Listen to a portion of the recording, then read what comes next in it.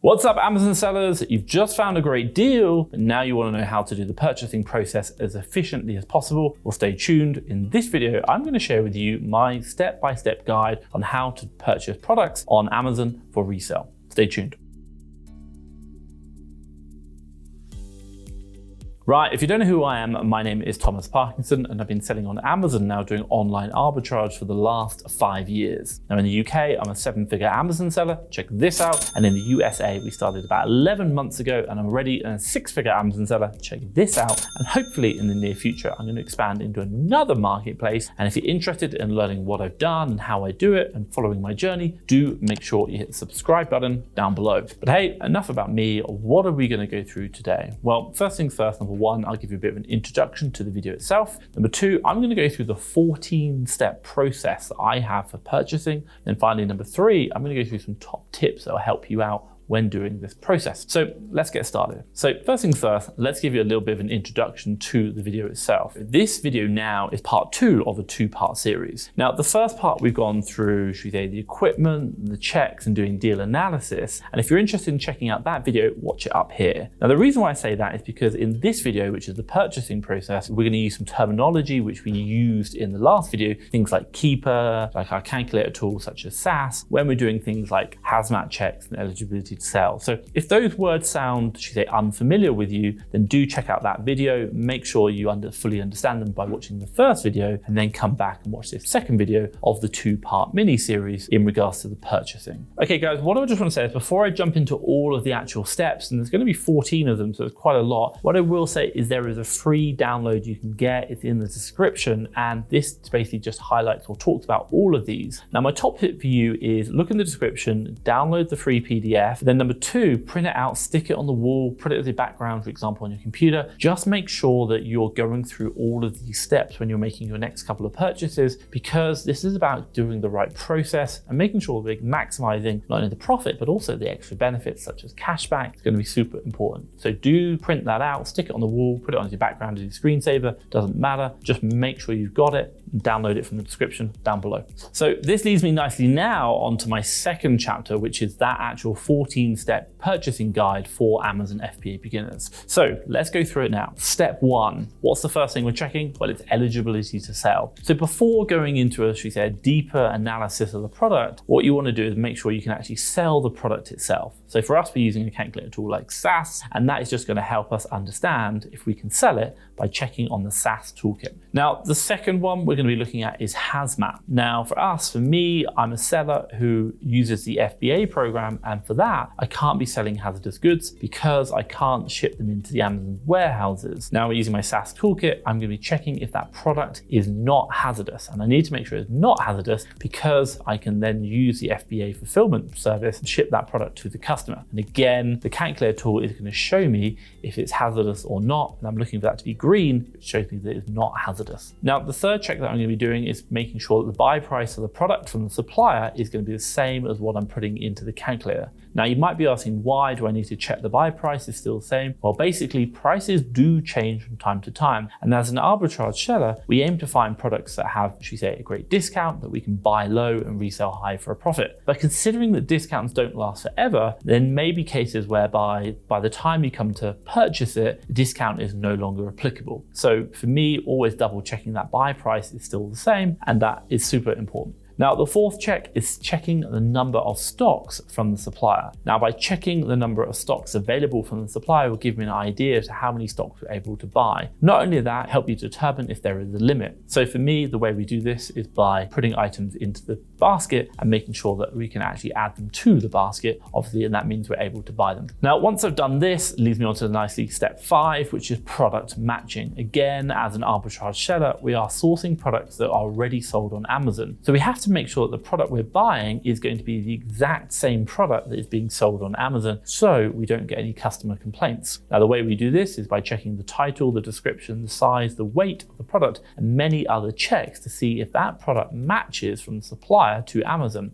And it is important to avoid mismatched items, which can lead to obviously bad reviews and complaints, and obviously problems with our Amazon selling account if we continue. Now, what I will say is if you want to know more about product matching, I'll drop a link above to a video I created previously called 10 ways to check if the product is a match or not. check that out. I think you'll like it. Now, the sixth check that I'm going to be doing is checking if the product is a private label product. Now, like I've said in my previous video, private label products are prone to getting IP or intellectual property complaints. And this means you're basically not authorized to sell them unless you've got in contact with the brand owner and got that authorization in advance. Now, in our case, as much as possible, we try to avoid this because we don't want to get the IP complaints, because that will put our account at risk. And basically, this is going to be extra work in getting documentation to kind of overcome the IP complaints, which is not easy. Now, what I will say is if you are interested in learning about what brands you should not be selling, which obviously do give IP complaints, then do check out the FastTrackFBA brand checker.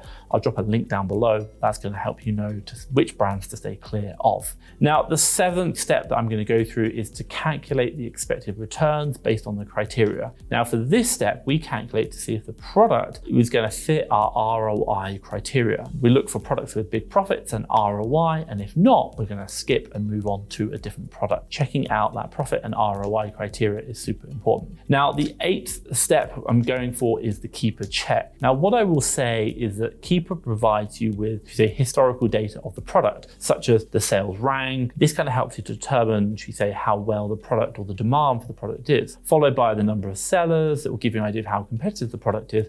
And lastly, the buy box price, to know if the buy box price today is a true representation of what the price has been over time and what it will be going forward. Now, the thing for me is we've done it in the last step. We did, the profit and ROI based on the price today. And what I will also do is look at the Keeper chart, and I'll try and predict what the price will be in the next 2 weeks. And obviously what I'm going to do is I'm going to just make sure the price I'm doing that estimation on is going to be the price I think it will be in 2 weeks' time.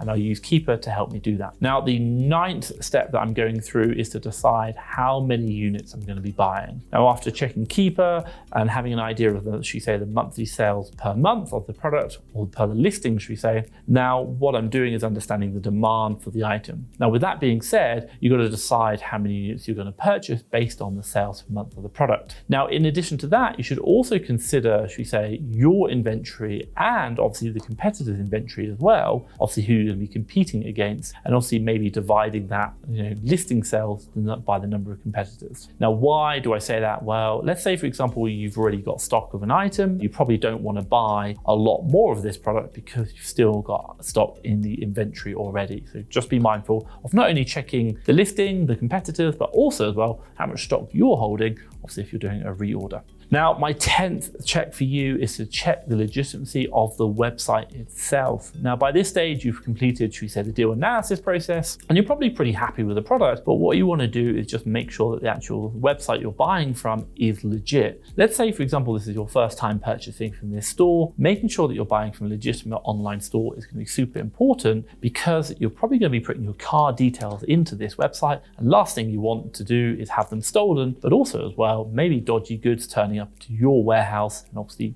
getting them resold on Amazon is going to cause big problems. Now, there are lots of ways to check if the website is legit, like, for example, simple things like checking the lock icon above the website. Also as well, maybe checking if it has good reviews. Now, what I will say is if you want to learn about the different ways to check website legitimacy, what I'll do is I'll drop a link up above called How to Know If a Website is Legit or Not. Check that out. I think that's a key fundamental learning for any new seller on Amazon. Now, the 11th step for you, and I've run out of fingers unfortunately, is to create an account with that supplier. Now, if you are happy with that store and if you want to keep a record of it, then create an account. Why? Well, basically, if you have an account, you can make follow-ups. Say, for example, there's a problem, you've got to arrange a return, you're going to need an account. Maybe you're going to need to get your VAT or your purchase receipt. Obviously, you're going to need an account. It makes it so much easier. Now, by simply registering your name, address, contact details, you can do things like the ones mentioned previously. You can get rewards as well. A lot of websites are doing this now when you register. And not only that, they also send you emails about future promotions. My God, they're a good store because you've already bought some deals from them. So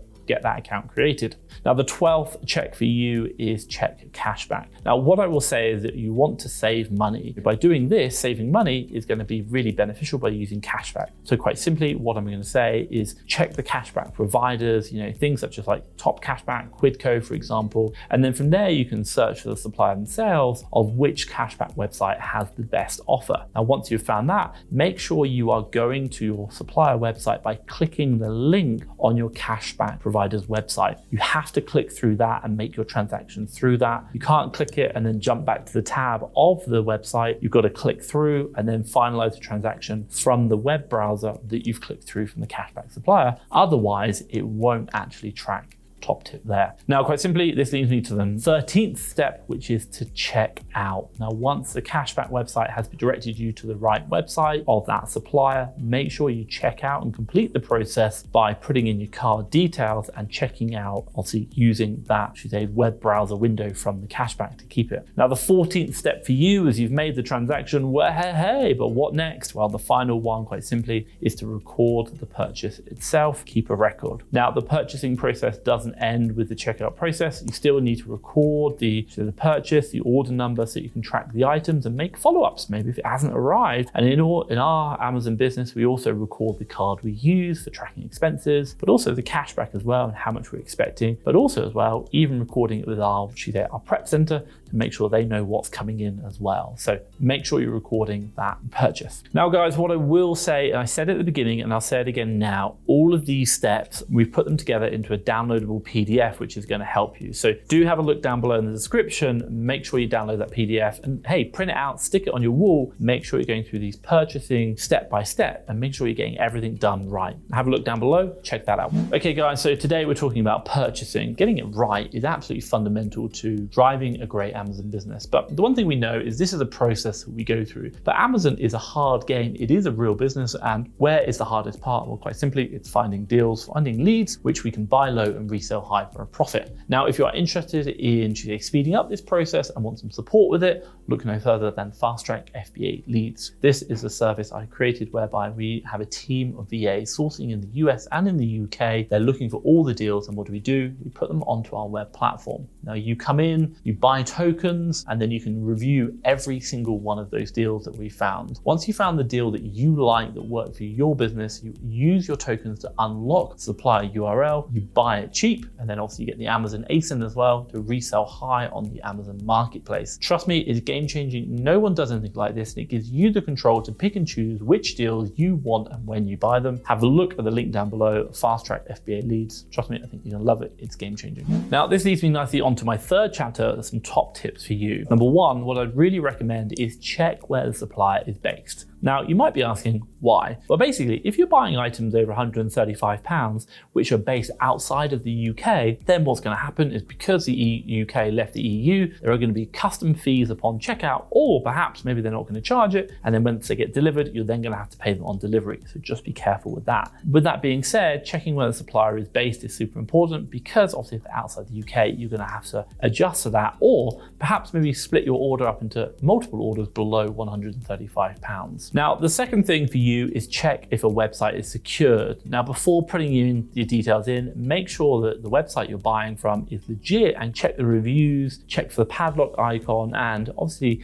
make sure that it's a legitimate website by going through that video that I talked about previously, because the last thing you want to do is be buying fake products, and especially if you're using a prep center, you might not even see it, and obviously they get shipped to Amazon. So make sure you're buying from legitimate websites, not only for the safety of your credit card details, but also as well, not buying fake products and the safety of your Amazon selling account. Now, the third one I recommend for you is check the risks. Now, what do I mean by this? When you're analyzing deals, make sure that you're checking for possible risks of the product, i.e. like maybe the current number of sellers on the listing, price is crashing, it's causing problems, or maybe Amazon's coming in and out of the listing and they're kind of like crashing the price when they're coming in. With that being said, what you always want to be doing is checking for risk factors to say, why might this product not work? And making understandings and making predictions of that. For us in our business, we're always looking for those, and it's something that you should really consider. So do think about the risks, like other sellers, too much competition, and Amazon listing, and obviously, really weigh out the pros and cons of, do I really want to buy this product? Now, the fourth top tip for you is keep a record of good selling items. Now, what I will say is,